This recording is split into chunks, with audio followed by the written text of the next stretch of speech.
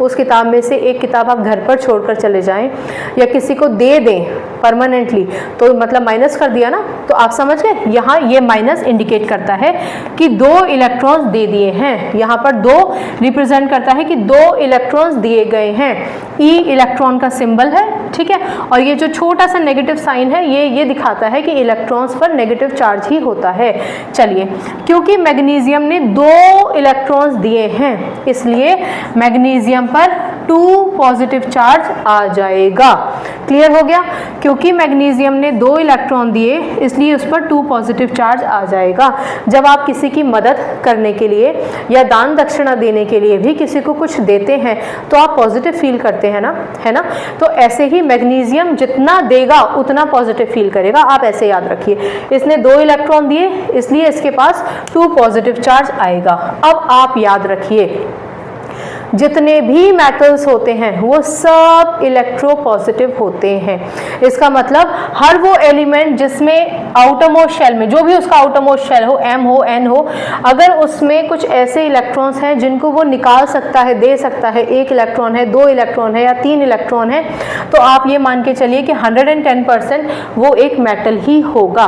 और मेटल अपने उन इलेक्ट्रॉन्स को बाहर निकाल देता है। जब वो बाहर निकालेगा, जितने इलेक्ट्रॉन निकालेगा उतना उस पर पॉजिटिव चार्ज आ जाएगा। इसीलिए ये मैग्नीशियम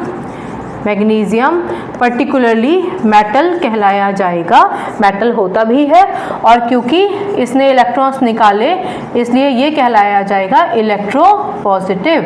ठीक है, इलेक्ट्रो का मतलब है इलेक्ट्रॉन और पॉजिटिव इंडिकेट करता है कि इलेक्ट्रॉन दे दिए इसलिए ये इलेक्ट्रो पॉजिटिव हो गया।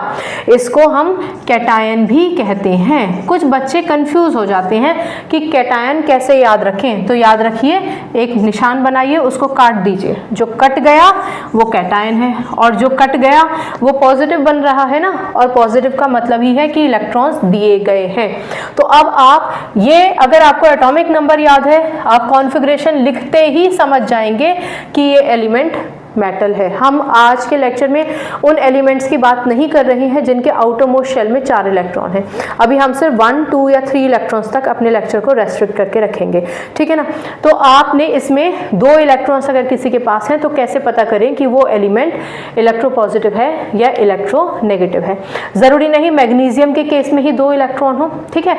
आपका एटॉमिक नंबर डिसाइड करता है कि किसी भी शेल में कितने इलेक्ट्रॉन्स होंगे। जैसे कि मान लीजिए किसी एलिमेंट का एटॉमिक नंबर है 2, 8, 18, 2। इसका मतलब 18 और 2 20, 28, 29, 30, ठीक है ना। इसका मतलब